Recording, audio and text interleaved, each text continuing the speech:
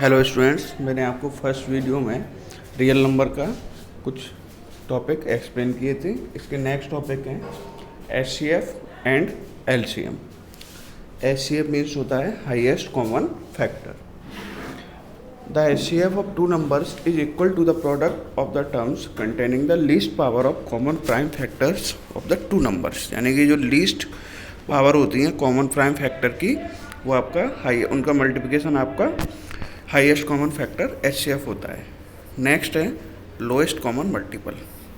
The LCM of two number is equal to the product of the terms containing the greatest power of all prime factors of the two numbers.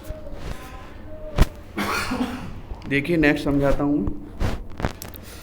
Find the LCM and HCF 6 and 20 by the prime factorisation method. इससे आपको समझ में आ जाएगा। सबसे पहले मैंने 6 के prime factorisation किए तो 2 into 3 यानी कि 2 की पावर 1 into 3 की पावर 1 आया। एंड 20 के किए तो 2 into 2 into 5 यानी कि 2 की पावर 2 into 5।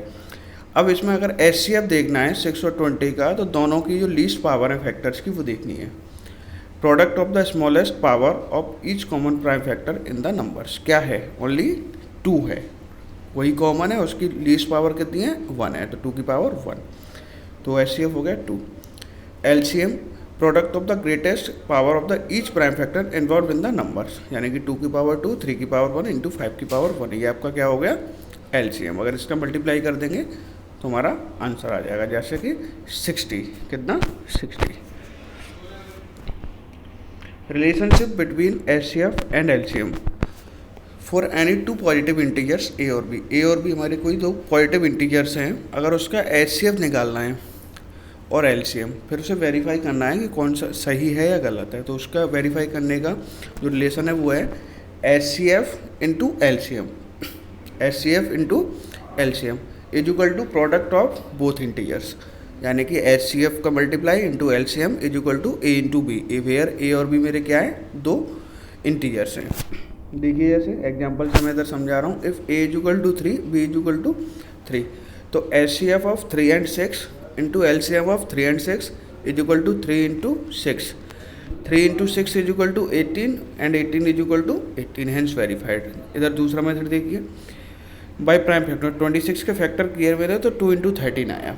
91 के किया तो 7 into 13 आया। अगर मैंने इसका एचसीएफ निकालूंगा तो 13 आएगा, एलसीएम निकालूंगा तो 182। ये एचसीएफ एलसीएम तो आपने 9th में भी किए होंगे। Where LCM into HCF is equal to, sorry LCM निकालूंगा तो 182, LCM into HCF is equal to 13 into 182, 2366। And product of दोनों बोथ नंबर्स करूँगा तो वो भी 2366 ही आएगा, यानी कि 26 into 91। Hence LCM into HCF is equal to product of two numbers.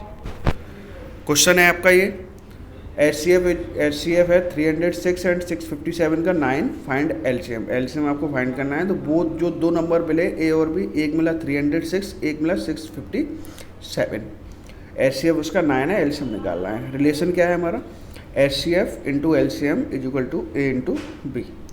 तो HCF is equal to HCF of 306 into 657 into LCM of 306 657 is equal to 306 into 657। HCF 9 है into LCM is equal to 306 into 657। तो LCM is equal to 306, LCM of 306 657 is equal to 306 into 657 upon 9।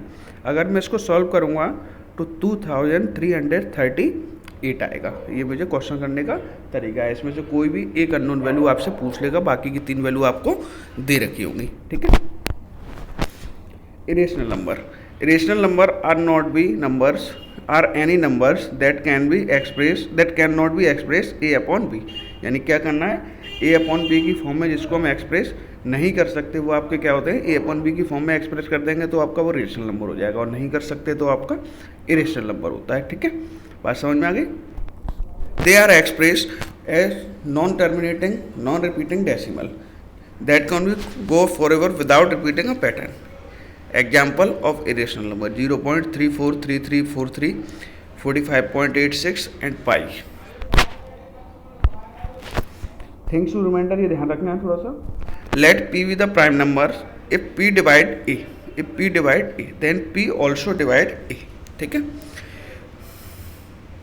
Where A is a positive integer when prime factorization of Q is of the form of 2 की power m and 5 की power n, then x has a decimal expansion which terminating, and when q is a not of the form 2 की power m with 5 की with x a decimal expansion which is not repeating or recurring, ठीक है। Question है आपका root two is irrational, काफ़ी important है, ध्यान से समझना। Suppose root two is rational, मैंने रूट टू को क्या किया, रेशनल मान लिया।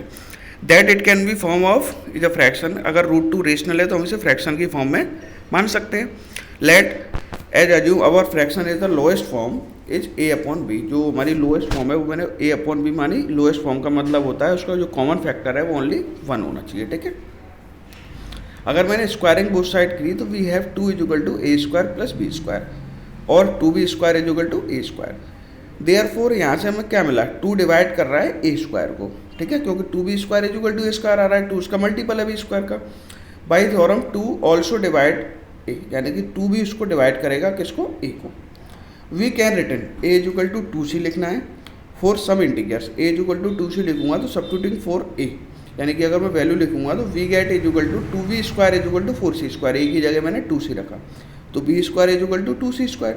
Therefore 2 divided by b square, यानी कि 2 b स्क्वायर को भी डिवाइड कर रहा है और 2 a स्क्वायर को भी डिवाइड कर रहा है, तो ये इसका कॉमन फैक्टर नहीं हुआ, यानी कि लोएस्ट फॉर्म नहीं हुई ना इसकी।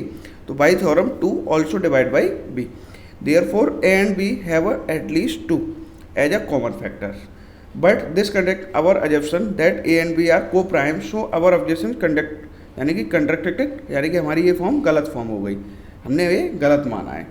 And root two is irrational, तो हमारा जब रूट टू हमने रेशनल वाला है और हम उसको प्रूफ नहीं कर पाए हैं तो रूट टू हमारा कैसा हो गया, इरेशनल हो गया। कैसा, इरेशनल, ठीक है। इस 17/8 has a terminating decimal expression, ये मैंने पूछा है, तो 17/8 को कुछ नहीं करना, डिनोमिनेटर के उसके फैक्टर करिए। 8 के फैक्टर हो रहे हैं 17 2 की पावर 3 इंटू 5 की power 0, so the denominator of 8 of the 70 is the form of therefore terminating decimal।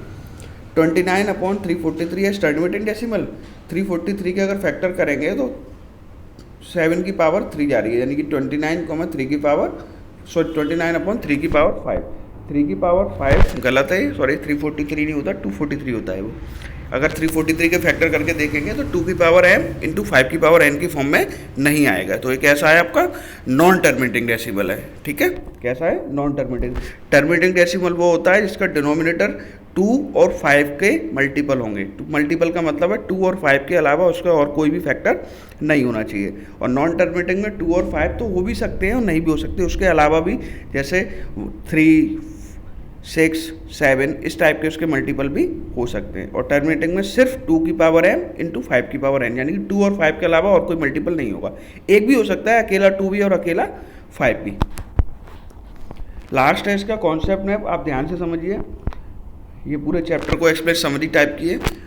बीच में रियल नंबर के इक्विलिब्रियम लेमा है, इक्विलिब्रियम एल्गोरिथम है, फंडामेंटल थ्योरम ऑफ अरिथमेटिक है, and repeating rational number and decimal expression है, representation है, and irrational number है। और जो आपका रिपीटिंग नंबर रेशनल नंबर की जगह उधर रेशनल पर इरेशनल है, एंड उसमें product of the coefficient and non zero rational of irrational है, एंड इधर फंडामेंटल थ्योरम में प्राइम फैक्टराइजेशन मेथड है, ठीक है। ये आपकी पूरा एक कॉन्सेप्ट मैप है जो मैंने पूरा इस चैप्टर में एक्सप्लेन किया है।